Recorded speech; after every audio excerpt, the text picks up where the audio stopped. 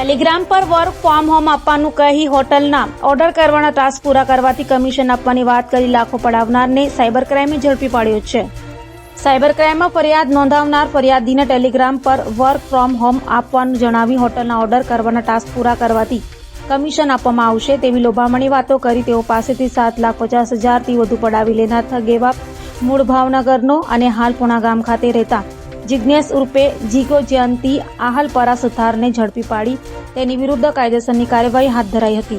સુરત શહેર નાયબ police commissioner Shri crime branch Surat શહેરનાઓની સૂચના અનુસંધાને સાયબર ક્રાઇમ પોલીસ સ્ટેશનની અંદર શહેરના નાગરિકો સાથે વિવિધ પ્રકારના ફાઇનાન્શિયલ ફ્રોડ કરી વિવિધ પ્રકારની એમો અપનાવીને સાયબર ગુનાનો નાગરિકોને ભોગ બનાવનાર આરોપીઓને શોધી કાઢવા માટે સૂચના આપવામાં આવેલ.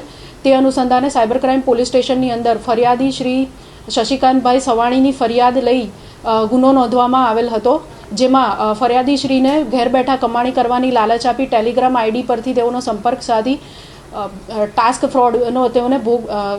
ફ્રોડની કામગીરી આપવામાં આવેલ હતી, જેની અંદર તેઓને વિવિધ હોટલના બુકિંગ કરવાનું એક ટાસ્ક આપવામાં આવ્યું હતું.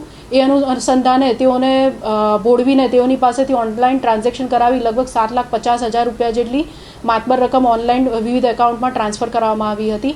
તે અનુસંધાને સાયબર ક્રાઇમ પોલીસ સ્ટેશનની અંદર ટેકનિકલ સર્વેલન્સ અને પોલીસની મહેનતના આધારે આરોપીને ઝડપી પાડવામાં આવ્યો છે.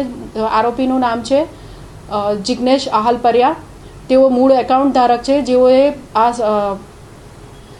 ફાઇનાન્શિયલ ફ્રોડ માટે પોતાનું એકાઉન્ટ ₹12,000 લઈને આગળ ભાડે આપેલ હતું. તેઓની હાલમાં વધુમાં પૂછપરછ ચાલુ છે, જેથી આગળના આરોપીઓને પકડી શકાય તે માટે હાલ ઇન્વેસ્ટિગેશન ચાલુ છે.